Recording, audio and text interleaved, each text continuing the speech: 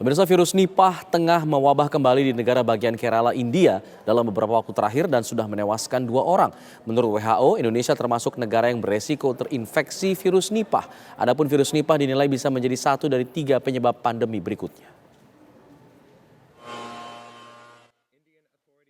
Belum pudar ingatan akan trauma pandemi COVID-19. Kini dunia dibuat was-was dengan penyebaran virus Nipah yang dinilai bisa menjadi pandemi berikutnya. Pemerintah Indonesia bahkan disebut mulai meningkatkan kewaspadaan terhadap virus Nipah, menyusul temuan 5 kasus di negara bagian Kerala, India yang menyebabkan kematian 2 orang. Virus Nipah dinamai berdasarkan nama desa di Malaysia tempat virus ini pertama kali ditemukan pada tahun 1999.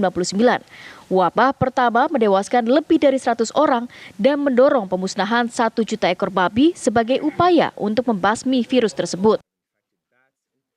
Kasus virus ini juga pernah ditemukan di Singapura, Bangladesh, dan secara berkala terdeteksi di India. Wabah Nipah terbaru yang terjadi di Kerala adalah yang keempat kalinya sejak tahun 2018. Negara bagian itu sempat berhasil membasmi wabah sebelumnya dalam hitungan minggu melalui pengetesan secara luas dan isolasi yang ketat terhadap mereka yang pernah berkontak dengan pasien. WHO menyatakan ada 3 penyakit yang kemungkinan akan menjadi pandemi berikutnya, yaitu influenza, zoonosis, dan juga penyakit yang ditularkan hewan ke manusia termasuk virus Nipah, dan yang disebut dengan disease X atau patogen yang belum diketahui. Menurut WHO, Indonesia termasuk negara yang beresiko terinfeksi Nipah, namun sejauh ini belum ditemukan kasus infeksi virus Nipah pada manusia maupun hewan ternak di Indonesia. Pemerintah Indonesia disebut sudah meningkatkan kewaspadaan diantaranya dengan memperketat pemeriksaan kesehatan kedatangan dari luar negeri. Penguatan pengawasan juga dilakukan di dalam negeri dengan memantau apakah terjadi kasus kematian atau sakit dalam jumlah banyak secara tiba-tiba. Selain itu, Kemenkes juga memastikan bahwa petugas di fasilitas kesehatan memahami gejala-gejala pasien yang terinfeksi virus Nipah. Tim TV One mengabarkan. Apa sebenarnya virus Nipah yang dikhawatirkan bisa menjadi pandemi berikutnya? Apakah Indonesia termasuk dalam negara yang rentan terinfeksi virus Nipah ini? Saat ini kita sudah tersambung bersama dengan Kepala Biro Komunikasi dan Pelayanan Kementerian Kesehatan, ada Bu Siti Nadia Tarmizi. Selamat siang, Bu Siti Nadia. Selamat siang, salam sehat. Salam sehat juga Bu Siti Nadia. Ini kita lagi dibuat resah dengan informasi virus Nipah yang katanya sudah mewabah di India. Apakah ini sesuatu yang perlu kita khawatirkan layaknya COVID-19?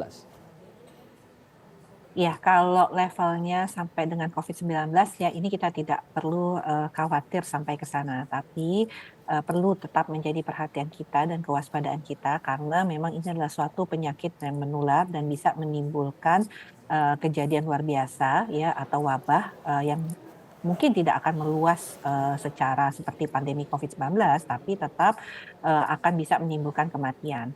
Nah, kita bisa lihat dari tahun 1998 itu pertama kali dilaporkan penyakit ini di sebuah desa dekat Sungai Nipah, tapi kemudian di peternakan babi, tapi kemudian berdampak terhadap negara Singapura pada waktu itu.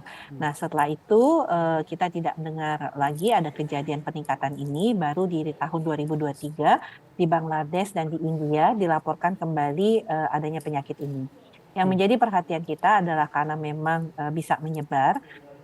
Yang kedua adalah tingkat fatalitasnya, karena kasus kematian itu bisa mencapai 40% bahkan 70%.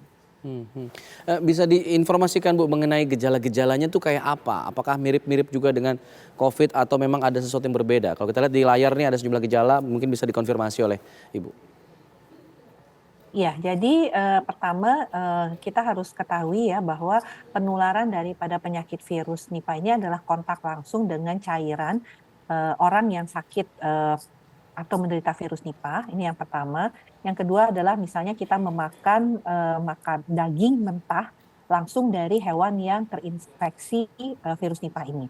Atau tadi ya kontak langsung dengan hewan yang sakit atau terinfeksi virus Nipah tadi, seperti kontak langsung itu adalah spesimen seperti di air seni, di air liur, darah ya, atau dari misalnya sekresi pernafasan dari hewan yang sakit tadi. Misalnya kalau hewannya pilek ya, babinya pilek gitu ya, kemudian kita kontak dan kebetulan ada luka di permukaan tubuh kita, nah itu bisa kemudian virusnya masuk ya. Nah kemudian kita mengkonsumsi, jadi mengkonsumsi tadi daging mentah dari hewan yang sakit atau dari buah-buahan yang terkontaminasi cairan tubuh hewan yang terinfeksi. Jadi kita tahu kejadian yang di Bangladesh itu dikarenakan dia minum getah daripada kurma. Kemudian bisa juga petani perkebunan itu misalnya meminum nira daripada sawit. Itu kan Ya. suatu hal yang biasa ya, Mas. Nah, jadi dari 3 hal tersebut itulah kemudian faktor risiko terjadinya penularan.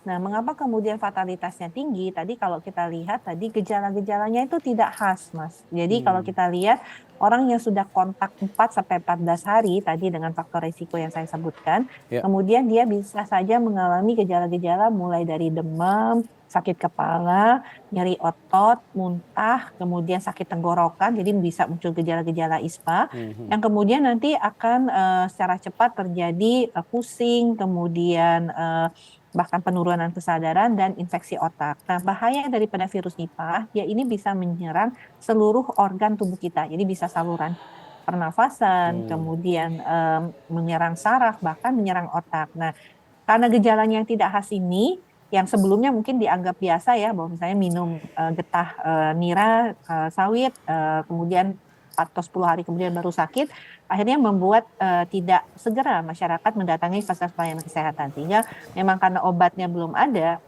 tentunya kemudian penanganannya akan lebih sulit dan resiko kematian menjadi lebih besar. Oke, sejauh ini Bu, sudahkah terdeteksi ada kasus virus Nipah di Indonesia sejauh ini? Sampai saat ini kita belum menemukan kasus tersebut ya, walaupun kalau kita bandingkan COVID kan COVID memang suatu penyakit baru ya.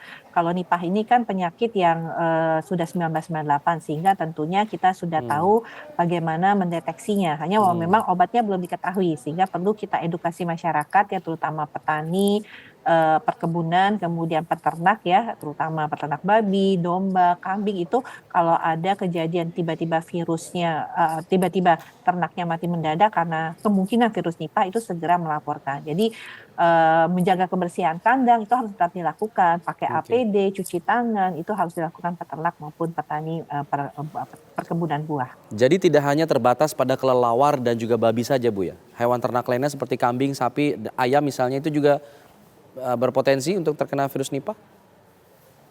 Host alami adalah kelelawar. Jadi ini adalah penyakit yang ada pada kelelawar. Nah, nanti kelelawar ini yang kemudian bisa menginfeksi, terutama nih yang kita temukan kasusnya kemarin adalah babi ya. Jadi memang ada potensi bisa domba, kambing, tapi ayam enggak masalah. Jadi kita fokus pada beberapa peternakan seperti kambing, babi, kemudian kambing dan domba seperti itu.